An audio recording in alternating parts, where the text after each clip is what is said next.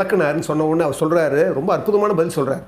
பொதுவாகவே கலைஞர் மட்டும் அவர் என்ன நினைக்கிறாருன்னா, தன் வழியை விட எம்ஜிஆர் குறைவாக மதிப்பீட்டு செஞ்சிட்டாரு. அது காரணம் என்னன்னா, முக்கியமானவர்களெல்லாம் நம்ம கூடவே இருக்கிறாங்க, கட்சி நம்ம கையில் இருக்குது, ஆட்சியும் நம்ம கையில் இருக்குது.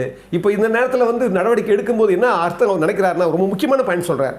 நான் சொன்ன பாருங்க, முதல்ல ஒரு முறை வந்து கழகத்தில் எம்ஜிஆர் வந்து அண்ணா இருக்கிற போதே ஒரு மாறுபட்டு ஆப்போசிஷன் பண்ணும்போது எதிர்வினை வந்து வரும்போது அது சலசலப்பு ஏற்படுத்துச்சு. அந்த மாதிரி தான் ஒரு சலசலப்பு ஏற்படுத்தும்னு கலைஞர் நம்பிட்டார். முக்கியஸ்தரெல்லாம் கூட இருக்கிறாங்க, அதனால் இது பெருசாக நினச்சிட்டாரு. அது மட்டும் இல்லை, எம்ஜிஆர் தமிழர் அல்ல அப்படிங்கிற ஒரு பிரச்சார பீரங்கியை அவர் கொண்டு வந்தார். அவர் கொண்டு வரதுக்கு வாய்ப்பு இருந்தது. ஆனால் அந்த வாய்ப்பெல்லாம் எம்ஜிஆர் வந்து அந்த முனையை முறிச்சிடுவார். ஏன்னா மக்கள் அவர் பின்னால் இருக்கிறாங்க, சாதாரண தொண்டர்கள் அவர் பின்னால் இருக்கிறாங்க, சாதாரண ஆசாமிகள் அவர் பின்னால் இருக்கிறாங்க. மக்கள் பலம் எம்ஜிஆருக்கு கூட இருக்கிறது அவர்